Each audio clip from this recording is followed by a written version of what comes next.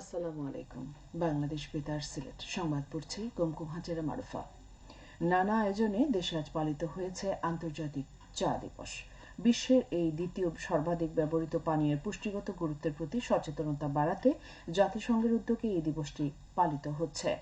বাংলাদেশে চায়ের ইতিহাসে শুরু হয় 1840 সালের দিকে সিলেটের মালনীছড়া চা বাগানে। বর্তমানে বাংলাদেশ বছরে প্রায় 9 কোটির বেশি কেজি চা উৎপাদন করে এবং অভ্যন্তরীণ চাহিদা পূরণ করে রপ্তানিও করে থাকে। দেশের চা উৎপাদনের প্রায় 50% আসে সিলেট বিভাগ থেকে। এদিকে বিশ্ব চা দিবস উপলক্ষে র্যালি ও আলোচনা সভা অনুষ্ঠিত হয়েছে মৌলভীবাজারে। আজ সকালে কালেক্টরেট প্রাঙ্গণ থেকে বের করা হয় সচেতনতামূলক বর্ণাঢ্য র্যালি। পরে কালেক্টরেটের সভাকক্ষে অনুষ্ঠিত হয় আলোচনা সভা। এতে প্রধান অতিথি ছিলেন জেলা প্রশাসক মোহাম্মদ ইসরাইল হোসেন। সভায় চা বাগান মালিক, ব্যবস্থাপক, পঞ্চায়েত নেতৃবর্গ সহ বিভিন্ন পেশার 145 জন ব্যক্তি উপস্থিত ছিলেন। জেলা প্রশাসন ও শ্রম অধিদপ্তর যৌথভাবে এর আয়োজন করে। সিলেটে প্রথমবারের মতো অনুষ্ঠিত হয়েছে চা প্রদর্শনী। বাংলাদেশ ও চীনের মধ্যে চা বাণিজ্য সম্প্রসারণ ও সহযোগিতা জোরদারের লক্ষ্যে গতকাল শাহজালাল বিজ্ঞান ও প্রযুক্তি বিশ্ববিদ্যালয়ে অনুষ্ঠিত হয় এই প্রদর্শনী। এতে দেশের বিভিন্ন চা বাগান মালিক, উদ্যোক্তা, রপ্তানিকারকগণ অংশ নেন। অনুষ্ঠানে প্রধান অতিথি ছিলেন বিশ্ববিদ্যালয়ের উপাচার্য অধ্যাপক ডক্টর এ এম সরার উদ্দিন চৌধুরী।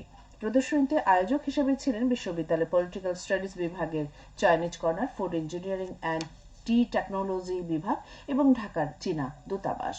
চীনের 7 সদস্যের এক প্রতিনিধি দল এই চা প্রদর্শনীতে অংশ নেন। অনুষ্ঠানে বক্তারা বলেন, বিশ্বে প্রতি বছর 6.8 মিলিয়ন মেট্রিক টন চা উৎপাদন হয়। এর মধ্যে চীনে 3.2 মিলিয়ন এবং বাংলাদেশে 1 লাখ টন উৎপাদন হয়।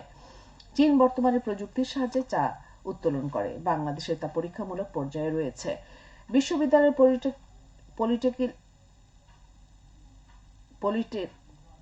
পলিটেকনিক্যাল স্টাডিজ বিভাগের চাইনিজ কর্নারের কোঅর্ডিনেটর অধ্যাপক ডক্টর মোহাম্মদ শাহাবুল হকের সভাপতিত্বে গেস্ট অব অনার হিসেবে বক্তব্য দেন বাংলাদেশের চায়না দূতাবাসের কালচারাল কাউন্সিলর লি শাওপিং।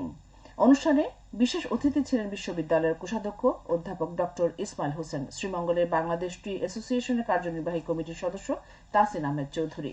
দিনব্যাপী প্রদর্শনীতে দেশীয় 16টি চা বাগান ও আমদানি রপ্তানিকারক প্রতিষ্ঠান, বিভাগীয় 3টি চীনা প্রতিষ্ঠান ও food engineering and tea technology বিভাগ অংশ নেয়। অনুষ্ঠানে বিশ্ববিদ্যালয়ের বিভিন্ন বিভাগের শিক্ষক, শিক্ষার্থী, কর্মকর্তা, চা উৎপাদন ও বিক্রির সঙ্গে সম্পৃক্ত ব্যক্তিবর্গ ও চা শ্রমিকগণ উপস্থিত ছিলেন। বিশ্বে শান্তি ও স্থিতিশীলতা প্রতিষ্ঠা, সাংস্কৃতিক বৈচিত্র্যের অবদানকে স্বীকৃতি দেওয়ার লক্ষ্যে আজ দেশে পালিত হচ্ছে সাংস্কৃতিক বৈচিত্র্য দিবস।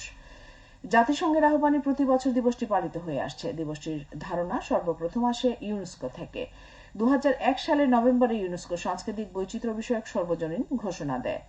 ঘোষণাটির গুরুত্ব বিবেচনায় জাতিসংঘ সে বছরই তা অনুধাবন করে। এই ধারাবাহিকতায় পরের বছর 2002 সালে দিবসটি পালনের আহ্বান জানায় জাতিসংঘ। এরপর থেকে প্রতি বছর গোটা বিশ্বে পালিত হয়ে আসছে সংলাপ ও উন্নয়নের জন্য সাংস্কৃতিক বৈচিত্র্য দিবস।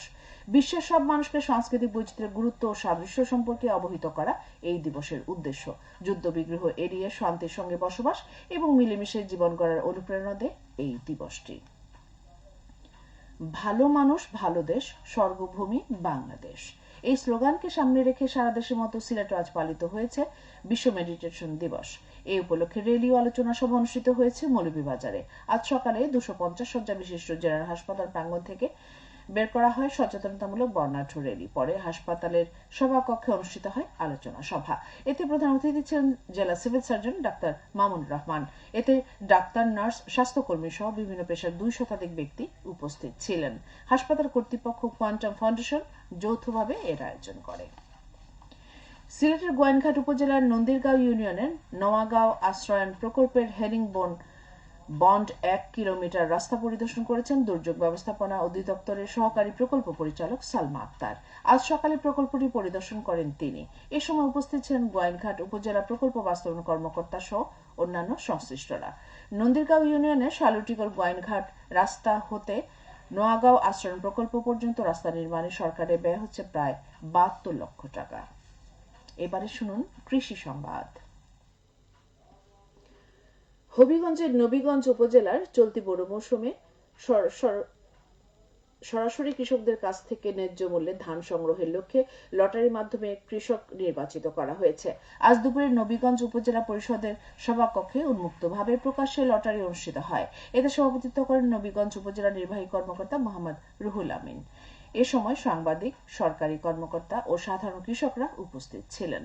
নবীগঞ্জ উপজেলার 13টি ইউনিয়ন ও একটি পৌরসভায় মোট 1290 জন কৃষক অনলাইনের মাধ্যমে ধান বিক্রির জন্য আবেদন করেন। আবেদনকারী কৃষকদের মধ্যে উন্মুক্ত লটারির মাধ্যমে 750 জন কৃষককে নির্বাচিত করা হয়। সবশেষে আবহাওয়া। আজ রাত 1টা পর্যন্ত পূর্বাভাসে বলা হয়েছে সিলেট ও পার্শ্ববর্তী এলাকায় পশ্চিম উত্তর পশ্চিম দিক দিয়ে অস্থায়ীভাবে ঘন্টায় সর্বোচ্চ 60 কিলোমিটার বেগে দমকা থেকে ঝোড়ো হাওয়া বয়ে যেতে পারে। সেই সঙ্গে হতে পারে বৃষ্টি অথবা বজ্রসহ বৃষ্টিপাত। এসব এলাকার নদীবন্দর সমূহকে 1 নম্বর সতর্কতা সংকেত দেখিয়ে যেতে বলা হয়েছে। আজ সিলেটে সূর্যোদয় হয়েছে 5টা 6 মিনিটে এবং সূর্য অস্ত যাবে সন্ধ্যে 6টা 33 মিনিটে। সংবাদ শেষ হলো। আমাদের পরবর্তী স্থানীয় সংবাদ প্রচারিত হবে সন্ধ্যে 7টায়। বাংলাদেশ বেতার, সিলেট।